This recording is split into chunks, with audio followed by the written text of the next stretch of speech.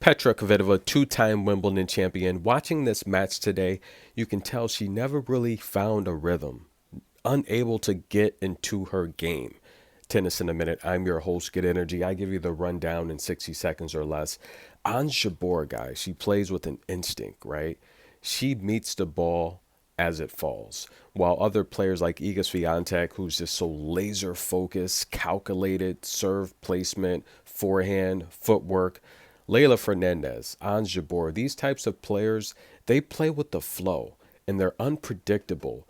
That shows you how skilled they are, right? Ons Jabeur is the most skilled shot maker on planet Earth. She doesn't really go out there with a strategy. She finds the rhythm. She lets the ball come to her, and that's the difference between. Now, I say this all the time. I used to say Ons Jabeur was a poor version, a poor woman's version of Ashley Barty. Not in any disrespect, because Ons Jabeur is my favorite player, but just because her game, it's so skilled.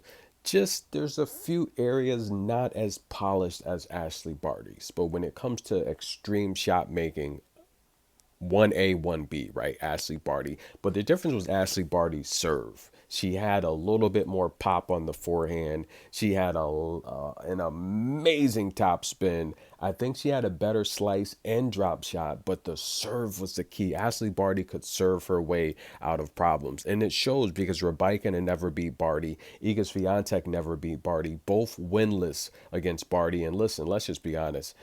Barty beat those women pretty easily, especially Iga Swiatek. But listen, guys, Ons Jabeur in this match just played beautifully. But we did have a bit of a scare. Ons being my favorite player on tour, this scared me. That's right, ladies and gentlemen. Petra couldn't find a rhythm, but she found her heat-seeking missile of a forehand here in the second set. And Ons was on the receiving end of something that was just brutal. Tennis that Kvitova has really got to play, in my opinion. Here's where she slips. It's the challenge of playing on grass. Couldn't get to it. Now, we all know grass, the surface, it's really, depending on which court you're on, there's no one grass surface that's the same, right? And with all these custom sneakers and tennis shoes, everyone wants an edge on the grass surface. But does it really help? I don't really think so. As we get deeper into the tournament, headed to the quarterfinals, the grass is just completely worn, and we know that. And there's a lot of bald spots.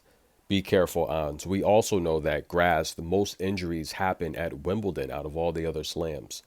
Should there be changes made to the surface? Too many injuries happen at Wimbledon. Tennis in a minute. Let me know.